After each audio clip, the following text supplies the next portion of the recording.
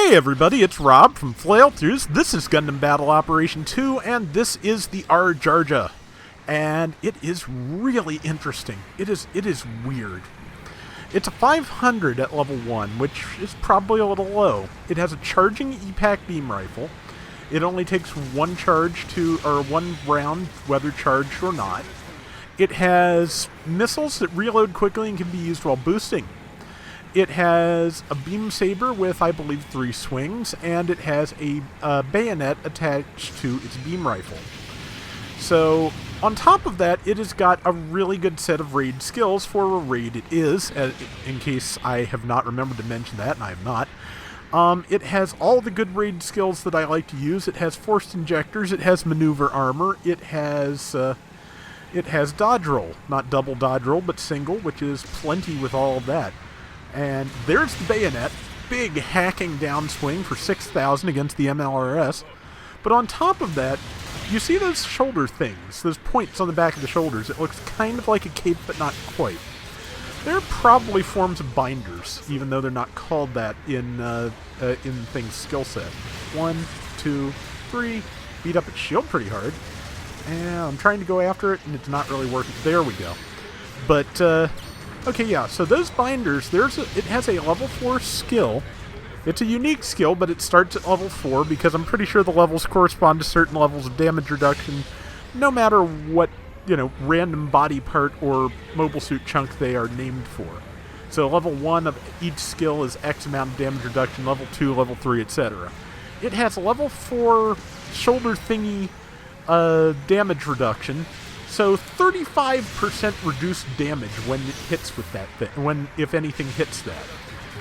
Now, what makes that significant is, let me see if I boost here in a second so you can see. But watch the shoulder binders. Yeah, did you see them move in front of the shoulders? So yeah, you have these damage reduction things that in addition to maneuver armor, which keeps you ideally from getting stunned as you move in, you have these big front-facing shields that have 35% damage reduction as you move in. So yeah, it is tremendously powerful. And maybe people are saying too much so for 500 that it's going to get nerfed. I think that's probably there's a good chance of that. But, I mean, obviously you can still get killed in it, because I am just about to do. Or maybe I last a little longer, I forget. Basically, if that thing gets a beat on me, or if anything else here gets a beat on me, I die. So maybe, maybe not. Got stuck on the wing. It missed somehow. Used my forced injectors. Yeah, level 2 forced injectors, in case I didn't mention that part. And yeah, so you can do a lot of nice zippy movement. You will have shields in front of you as you do. You are very hard to stun out of it. It is really, really solid. I really do like it, and yeah, it may pick up a nerf, because it's kind of a lot at 500. I mean, as you can see, this is a 500 pointer. I am in a 550 room, and as you can see, I am just hacking that MLRS to pieces. So I'm 50 points down. I'm kind of thinking, just like the early days of the Doug Schneider Freed, you may well be able to take this into a room that is 100 points down and do work with it. There hasn't been a mix-up round when I've been playing yet, sadly. I haven't gotten a chance to play while mix-up was up this weekend. But I'm kind of thinking that I could probably take this into a nice mix-up room where I'd be fighting 650s and come out on top. At least with a good team layout and good luck, I think I probably could. I don't think I'd have too much trouble holding my own. Yeah, there's another Jarja I'm fighting. He's also in the stock colors. And, yep, out of boost, so I couldn't really follow up. The missiles, in case I didn't mention it, they reload quickly and they can be fired while boosting. So yeah, it's got almost every positive raid trait I like and almost none of the negative ones, except, takes a fair amount of damage from generals, which is just the fact of life. So, yeah, that MLRS, okay, good read from that GPO3. But yeah, this thing, I really like this thing. And I'm dead again. I mean, it's a raid, you will die in it, but if you're the kind of raid player who doesn't tend to play it safe and who goes in, you can do so much damage so quickly with this. So yeah, We are currently trailing by only 1,100 points. It's really not much. 3 minutes left. It's a basic round. We're a little bit spread out, but we all move fairly quick because it is a 550 room, so I should be able to get over there and help. And let's go. Okay, we've got the lead now, so we obviously wiped out a couple of them. And yeah, like I said, the beam rifle is the first charging EPAC beam rifle. Does respectable damage for what it is. Yeah, 2,100 charge. Was able to follow up with missiles. MLRS and I both took a tumble as we fell. And it just barely survived, and I'm pretty sure an uncharged beam shot will probably take it out. And it swung on me, or attacked me, which I still had iframes. It was not the right move. Which, it happens. But let's see if I can finish off this Jarja. Hit it with the big squat, which, yeah, that is 3,800 with type neutral. I'm thinking probably maybe 3,000 to 2,500 on a general. But yeah, you saw what it did to the MLRS, though. Against supports, which tend to not have very strong melee defense anyway, it is just beastly. And you can do all that after doing a 3-hit melee combo to knock someone to the ground.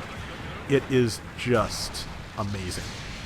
So yeah, and I'm not sure if I'm going to run it or not, because it's not my personal best round. But it was a fun one to play, but we had some real trouble in the Friday night matches with Jarjas, because they're nasty. And, okay, one thing I don't know if I've shown off, and I don't think I have, the R-Jarja's, man, that's a mouthful. Its lunge with its beam saber is like the Gan lunge, but they added in just a little hesitation to it. So, or rather, it's like the Gan lunge, not like the super fast Garibaldi Alpha downswing. That's the more accurate way of putting that. Because yeah, the Gan always had that little bit of like hesitation before it stabbed too, and the Jarja has that as well.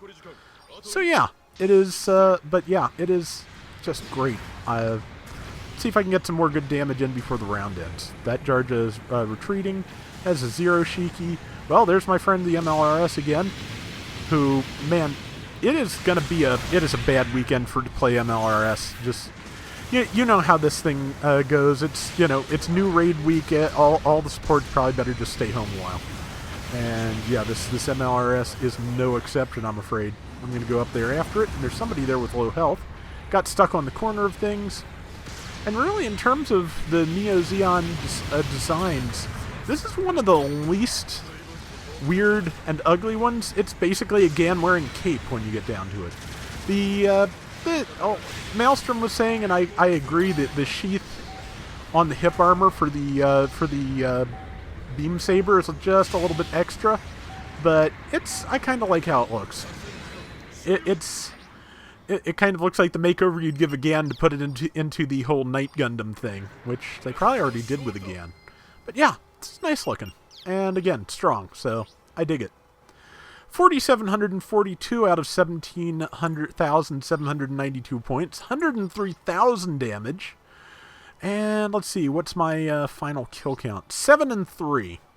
I'd say that's pretty solid considering. Only my second round out with it, so yeah.